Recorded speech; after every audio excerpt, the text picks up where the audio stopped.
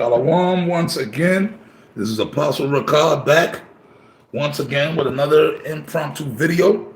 Start by saying Barakatah Yahweh Ba'Shem Yahweh Shai. Barakatah Yahweh Ba'Shem Yahweh Shai. The water Yahweh Ba'Shem Yahweh Shai. Barakatah Yahweh Ba'Shem Yahweh Shai. Okay? Apostle Ricard here once again with another impromptu video. All right? And anyways, title of this video is This Babylon the Great. This Babylon the Great must be burned with fire. This wicked, evil, demonic ass, wicked ass, evil place that we live in. This place gotta go, man.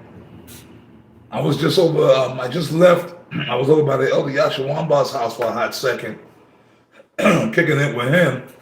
And basically, I was watching the internet, I was at his crib, handling some other business over there.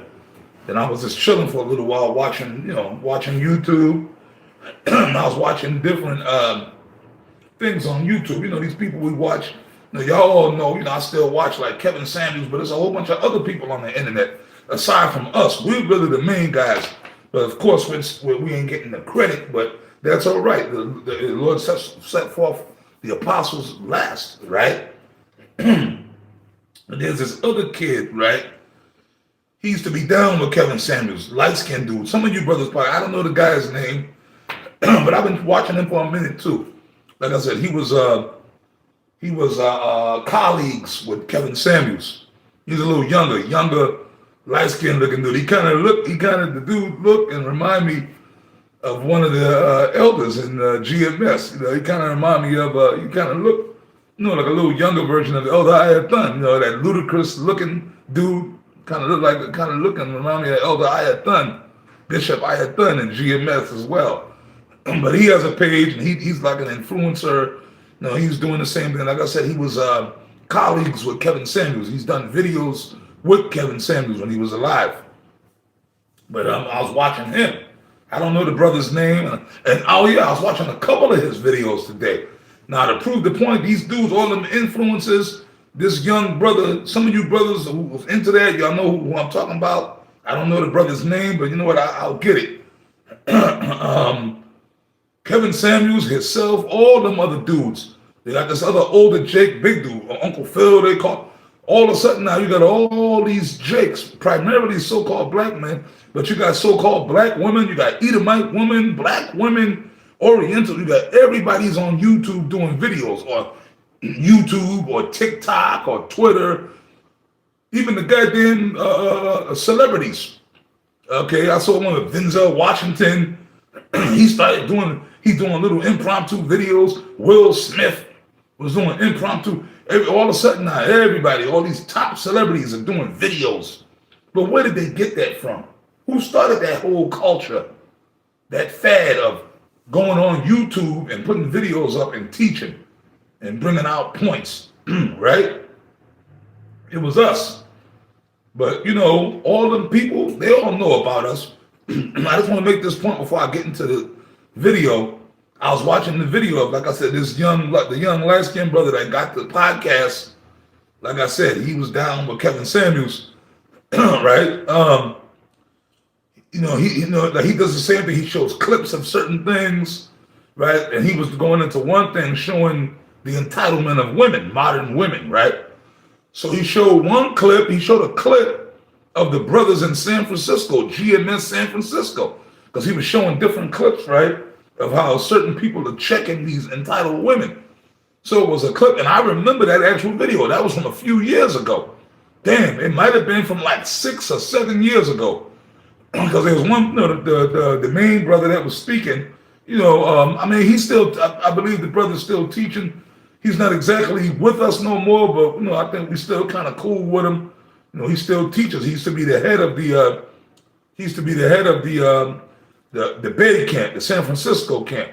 Him and it showed Gadawan there with him. He showed a clip, right? The same light-skinned dude I'm talking about that was down with Samuels. He showed a clip. I saw it today of the brothers in GMS San Francisco camp.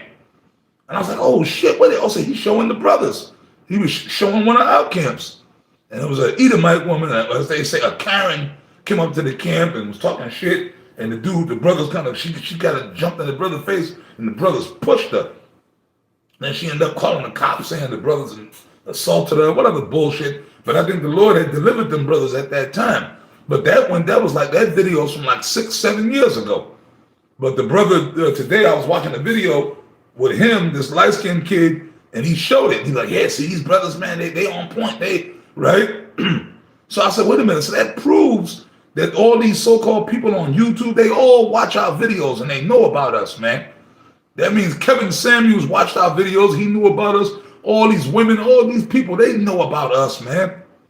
Okay, but what it is a media blackout on us, because I guess I'm surprised that they even let him put that clip with us in there. I'm surprised they didn't flag the video because he put a clip of us. That's giving us a shine, right? It was a GMS camp. It was GMS San Francisco to be exact. Okay. It was an old video, but that was us. So all these other dudes, for him to put that clip, that means he know about us. He watch our videos, man. So the Lord this thing is out, the cat's out the bag. So hence now, everybody, now I was watching, like I said, the same light-skinned kid, I watched a couple of his videos, and you got the internet. This internet, see, the Most High created the internet for us to bring out the truth, for the word to go out. And the word is going out. But the downside to that is that every psychopath, weirdo, nut job, reprobate, okay, every depraved, delusional, psychotic, deranged woman, okay, they have access to the internet just like we do. So all these deranged, psychotic, delusional, reprobate, foul people, primarily most of them are women, and some men too, can get up on YouTube or whatever and vent their madness. Whatever Tweety Bird shit is in their head, they can vent out to the populace, you know? And the thing is, you have a lot of weak-minded people out there, like the scripture says, the simple believeth every word. So there's always going to be an audience for whatever deranged person that says something, and then you would think, oh, ain't nobody listening to that motherfucker. And you'd be surprised. He might got 1,000 people listening to that banter. Right? You might have 2,000 people, right? There's always because there's a lot of people on the earth. You see what I'm saying? So there's always some sick, deranged people, like these women. They get up here like this whole feminist thing, and women, this so-called destroying manhood and debasing men. And then the video of the last dude I was watching, they got a thing now. The Supreme Court has passed it where you brothers, hey man, stay away from these single mothers, man. If you meet a chick, I don't give a fuck if she black or white or Spanish, whatever, but primarily the black woman, because a black woman will think of this first.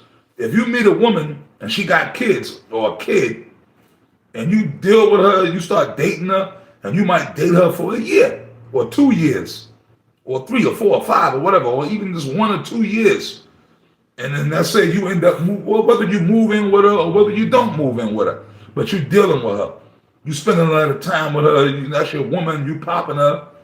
You and her, you come to her house for dinner. She's at your house for dinner. She bring her kids to your house. When the kids come to your house, you play with the kids. You try. I know because I've dealt with it in the past. I've had many women I dealt with that had, most of the chicks I dealt with had small children. Some of them older, some of them younger. And I'm just a cool dude like that. I would always try to bond with the kid. There was a time, like I say, I used to like kids. Now I don't like kids no more. Because all these little kids now are monsters. But 20, 25, 30 years ago, when the spirit was a little different out here, you had some sweet little kids. Most of the little kids that I knew 20, 30, they're grown-ups now. But 20, 30 years ago, you had some sweet kids. I mean, all kids are mischievous, bad when they want to be, but you have some kids that have some sweet natures. Now they're monsters, rodents, hatchlings. Anyway, if you're dating a chick and she got a kid or kids, the kids ain't yours though. You dating a single mother, and you form a bond with that kid, don't you know that that woman in certain states or up in Canada, she can sue you for child support, and the child is not even yours. But the Supreme Court has already kind of passed something similar, and one court here in the United States already passed that. So how satanic and depraved is that? That's just one of many. I saw something else on the internet with Joe Rogan. He was speaking about there's a sick, and there got to be some sick Edomites. There's a family somewhere, I forgot, somewhere in America where a little girl, she identifies as being a ferret, an animal. So her parents don't make her use a regular toilet. They have a litter box in their house for her to use. And they argued and actually fought with the school board in her school that she goes to. I don't know how old this little girl is. When she goes to school, they actually put a litter box on one of the bathroom stalls in the bathroom. So when that little girl goes to the bathroom, the parents actually made a big deal and fought and put pressure, and the school board actually had to put a litter box in the school for this little girl because she identifies as being a ferret. So like how much more can be tolerated of this wicked, depraved, sick, evil place? You got 300-pound women walking around talking, I'm comfortable in my body, and that's been normalized. Transgender, all this other crap. I identify as a woman. I identify as a man. I identify as a ferret. Oh, if you meet me and date me and I have a child, even though the child is not yours, if we break up, I want child support from you because you took an active role in his life as a father. So now that we're not together no more, you can't just leave him like that. You still got to support him even though he's not your kid. That's just one of many. All the wickedness and evil, this devil Esau putting out these germs and chemtrails in the air, poisoning people, feeding people, and actually pumping chemicals into all of us, so we drop dead. The list goes on and on. This philosophy of Babylon, feminism, demasculation of manhood, all this wicked evil shit. See, and that's what through the scriptures we speaking out against this. So at what point, I mean, come on, a little girl, Joe Rogan, was on one of the Joe Rogan podcasts. It might have been an older one or newer, I don't know. I saw a clip of it. And Joe Rogan was he said, can you believe this bullshit? A little girl, she might be 5, 6, 7, she identifies as an animal. And her parents, it got to be some sick, demented Edomites. She identifies as a ferret. So they actually made a big deal. They got lawyers and made the school put a goddamn litter box in one of the stalls at the bathroom. So when the little girl goes to the bathroom, she can go in that stall and use her litter box because she's a ferret. Can you believe that? So you're going to tell me this place, it ain't time for this place to go? It's one thing, okay, she identifies as a little boy or he identifies as a little, no, now you can identify as a ferret. And your parents are going to back that up, and then the society is going to, okay, well, she identifies as a ferret. Oh, so if you're a black man and you identify as a white man, then you should get white privilege. And even though you black as hell, why you should get white? Well, look, I identify as a white man, so I want white privilege. See what I'm saying? But then they'll tell you, oh, white privilege don't exist. That's all in you niggas' heads. See? But I'm going to start off, I'm going to read maybe 1 or 2 scriptures right quick and hit the point, man. This is why see, but all that's confusion. That's why America is known as Babylon the Great in the scriptures. This is all prophecy. This is Babylon the Great, America. This place got to be fucking destroyed, man. It will be destroyed. It's going to be burnt with fire.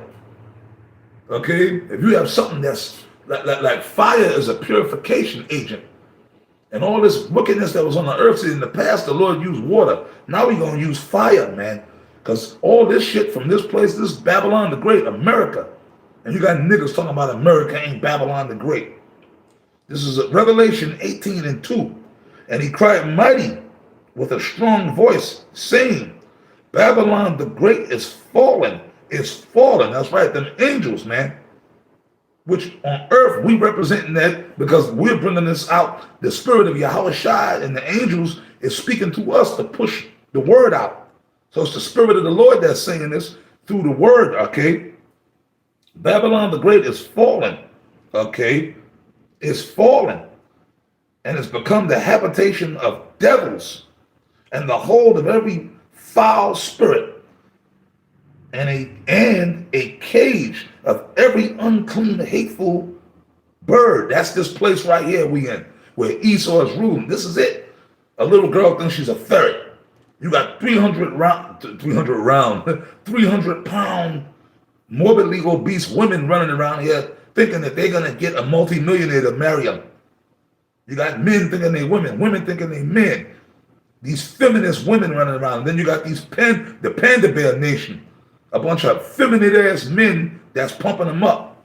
That will kill you, defend them. Okay? See, that's right. That's talking about this place right here, America primarily. It's going on all over the earth, but America is the place where it's being programmed from.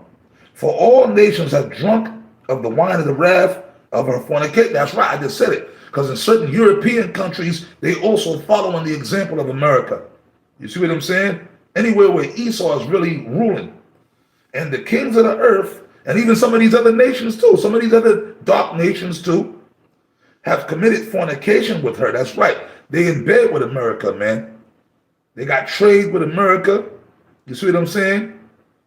Right? Embargoes and stuff like that. Right? Or they're afraid that America will block dealings with them if they don't push that in their countries as well. Right? The wrath and fornication, and the kings of the earth have committed fornication with her. That's right, because America is giving foreign aid to all these different countries, when right here, downtown Dallas, you got all kind of homeless people. Downtown Los Angeles, downtown San Francisco, all over, man. But yet they're giving foreign aid to these other countries. And the merchants of the earth, okay, are waxed rich through the abundance of her delicacies. That's right, the goodies that America gives them, the foreign aid, protection, or whatever it might be, money deals. These other nations are getting rich off the dark nations and the other Edomite nations.